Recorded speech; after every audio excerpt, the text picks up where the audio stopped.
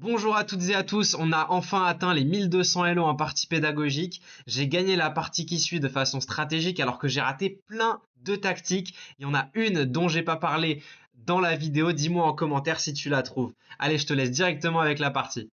Donc, je commence ici par jouer E4, hein, toujours dans cette idée d'arriver dans une italienne qui est une ouverture très simple et que je conseille pour gagner jusqu'à 1500 Elo. C'est quand même très agréable à jouer les positions, mais donc là, notre adversaire qui a répondu par C5, qui nous joue une sicilienne. Et alors, non, ça c'est pas la lapine, ça c'est variation française. Je sais plus exactement ce que c'est la lapine, mais je sais que c'est très fort. Et c'est une ouverture contre laquelle j'ai un petit peu du mal, mais donc là je suis content parce que c'est pas ce qui a été joué par mon adversaire. Alors il sort son fou ici. Je vais Alors j'ai plusieurs options. Est-ce que je mets mon fou ici en D2 pour enlever ce clouage? Je pense que je vais le faire parce que j'ai pas envie quand même qu'il me double les pions, qui seraient des pions isolés et doublés. Vous voyez, si mon pion venait ici, euh, ma structure serait complètement décousue, hein, avec trois groupes de pions. Donc c'est pour ça que j'ai préféré ne pas laisser ce clouage et ne pas laisser mon adversaire échanger son fou contre mon cavalier. Parce que ça aurait vraiment été trop désagréable pour ma structure de pion. Il vient menacer ce cavalier, donc là, il faut que je fasse attention puisqu'il n'est pas défendu. Je vais le reculer sans trop me poser de questions en continuant de le menacer. Et là, j'ai envie de sortir mes dernières pièces pour finaliser mon développement. Alors peut-être que si je le sors ici en C4, il y a des coups comme B5 qui seraient un petit peu dérangeants. Donc je peux le mettre peut-être en E2 ou peut-être en D3. Je vais le mettre en E2 et je vais faire petit roc.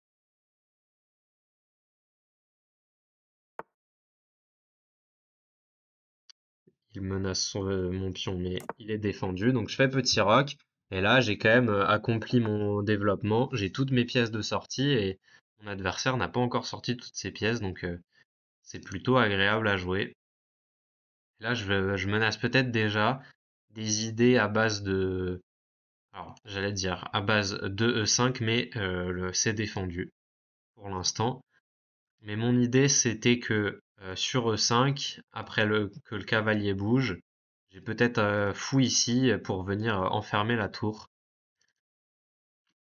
Je vais commencer peut-être, regarder, par jouer mon fou ici en E3, avec l'idée que je menace de pousser mon pion ici avec la tour en découverte. Donc une tactique intéressante. Et quoi qu'il arrive, je suis assez content d'avoir déplacé mon fou et de l'avoir amélioré en le mettant sur cette grande diagonale sur laquelle mon adversaire n'a plus de pion. Et donc il rayonnera tout le reste de la partie à partir de cette case F3 ici. Donc ce coup c'est un petit peu un coup de filou, hein. J'essayais de menacer une tactique et en même temps je me place bien. Et donc là je pense que mon adversaire joue le meilleur coup ici qui est de jouer E5, donc qui paraît un peu bizarre parce qu'il avait commencé par jouer E6 puis il a joué E5, mais finalement c'est bien joué parce que mon fou tape dans mon propre pion et il m'empêche d'effectuer cette menace. Mais bon, je peux toujours ramener mon cavalier sur cette belle case et je touche toutes ces pièces. Si il prend mon cavalier et que je reprends, bah vous voyez, je me serais débarrassé un peu de ce problème de cette diagonale qui s'était fermée. Donc là, ouais, il essaye quand même de complètement fermer le jeu, mais j'ai ce pion D qui vient contrôler des cases très avancées. Et là, avec son coup, il enlève le défenseur de cette case C6 ici sur laquelle j'aimerais bien avoir un cavalier à terme, mais bon, pour l'instant, ce n'est pas possible. Peut-être que ce sera rendu possible après, par exemple, si il développe son cavalier, je pourrais peut-être jouer un coup de cavalier à 5 pour venir me placer sur cette case. Donc important de voir que cette case est faible et que ça laisse un trou dans la position adverse. Mais bon, pour l'instant, je ne peux pas le jouer.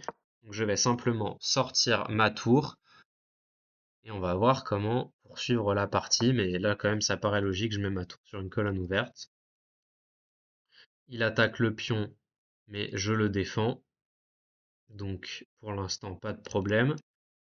Et je vais avancer ma dame pour lier mes tours. Et par contre, je lui ai laissé ce pion ici. Donc j'ai gaffé ce pion. J'aurais dû commencer par venir mettre ma tour en C1. Mais par contre, peut-être que tactiquement ça marche pas parce que j'attaque son fou ici. Et après, je vais peut-être pouvoir rentrer avec ma tour sur cette colonne ouverte. Et ok, il vient de prendre un pion, mais j'ai tellement d'activité que je suis pas sûr que ça marche pour lui, hein. Vous voyez là, je vais pouvoir installer ma tour sur cette colonne C. Mon cavalier est défendu, donc ça se passe bien.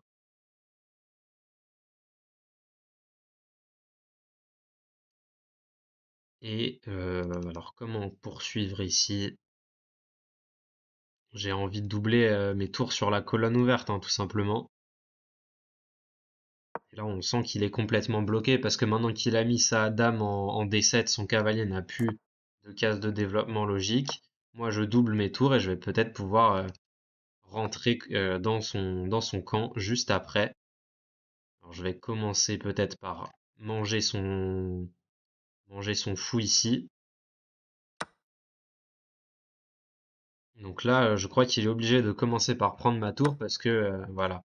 Sinon, j'aurais pu sur un coup comme dame prend ici, j'aurais pu manger sa tour et ça aurait gagné immédiatement. Mais donc là, il a trouvé la bonne défense.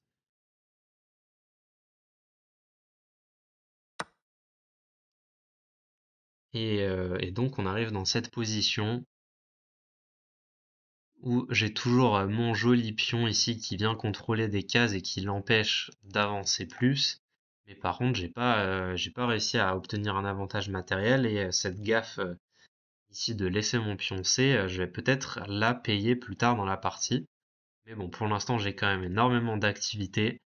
Je vais replacer éventuellement mon fou de case noire ici qui pourrait être meilleur. Alors peut-être que j'ai l'idée de venir le placer ici en A5 pour rentrer ensuite avec ma tour et lui poser des problèmes. Donc j'ai identifié hein, que je pouvais essayer de rentrer à nouveau, comme dans la partie précédente, sur la septième rangée. Et ça devrait lui poser des problèmes. Là, si je rentre ici, je vais menacer toutes ces pièces en même temps. Et je me demande si c'est pas déjà gagnant, hein, parce que lorsque je vais rentrer ici en C7, je vais attaquer à la fois sa dame et son cavalier. Et je ne pense pas qu'il puisse défendre. Donc je pense que je gagne une pièce ici. Je pense que je gagne une pièce. Et vous voyez encore une fois, on voit la force de ces tours là qui rentrent sur la septième rangée et qui attaquent absolument toutes les pièces adverses.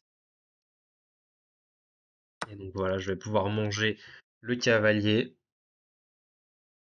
Et ça devrait gagner la partie. Donc bon, j'ai j'ai oublié ici hein, que la dame attaquait le pion, mais vous voyez, comme j'avais déjà un avantage de développement et que mon adversaire là n'a pas sorti son cavalier, au final, mon activité m'a permis d'effectuer d'effectuer des menaces avec un bon placement de pièces et au final, ça finit par gagner. Alors comment est-ce que je poursuis ici? Peut-être que je vais placer ma dame sur la colonne ouverte également. Et ensuite, je vais essayer de proposer des échanges. Continuer hein, de jouer très simplement. Voilà, j'échange directement la dame. Je propose l'échange de tours en me mettant sur la colonne ouverte. Et donc voilà, s'il refuse l'échange, bah, j'ai repris le contrôle de cette colonne ouverte. Et ma tour est bien meilleure que la sienne. Donc là, je suis en finale, je vais essayer de ramener mon roi.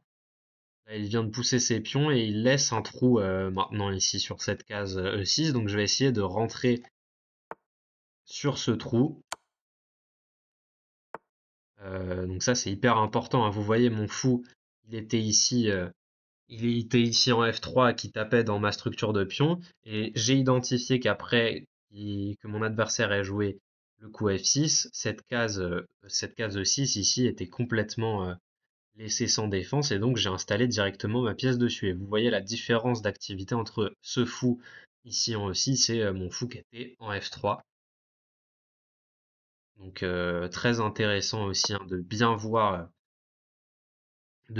les cases qui sont laissées sans défense par notre adversaire pour y installer des pièces. Et là c'est pareil, vous voyez mon fou ici en A5, je l'ai installé sur une case où il ne peut pas être attaqué par des pions. On sent bien la force de mes pièces. Je vais pousser mon pion, essayer d'ouvrir la position. Oh! Et donc là, mon adversaire qui trouve cette tactique, laquelle je n'ai pas été attentif, à laquelle je n'ai pas été attentif, et donc il y a cette enfilade. Mais j'ai peut-être des coups de défense. Ah, je ne sais pas. Si, je crois que ça défend parce que une fois que je joue ici, tour prend H7, après fou prend, je peux venir ici mettre un échec et j'aurai la tour en enfilade avec son roi. Vous voyez encore une fois là, comme je fais des explications plutôt sur la stratégie, je rate un peu des tactiques, mais j'ai un placement stratégique qui est tellement bon que en fait, j'arrive à m'en sortir. J'arrive à m'en sortir et donc là, c'est ce que je disais au début de cette vidéo. Mon but c'était de profiter des gaffes de mon adversaire. Au final, c'est moi qui fais un petit peu des gaffes parce que je suis très concentré à donner des explications. Mais comme j'ai un bon jeu stratégique, en tout cas meilleur que celui de mon adversaire, j'arrive à trouver des solutions lorsque je fais des erreurs tactiques. Ça va me permettre de gagner cette partie. Maintenant, j'ai une tour de plus, donc ça va être très simple. Vous voyez, je pense que je peux ignorer complètement l'idée de venir pousser mes pions et que je vais essayer de faire mat parce que son fou est devant sa structure de pion.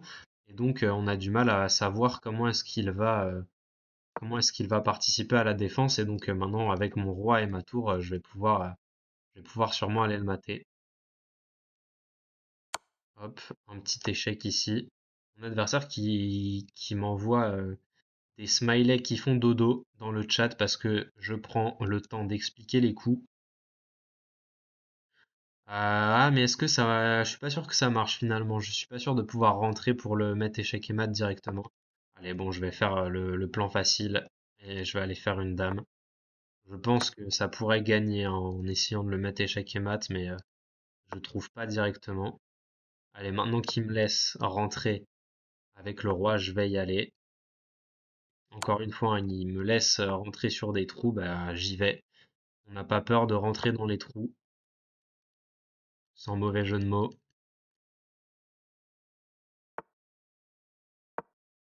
Je vais pousser mes pions.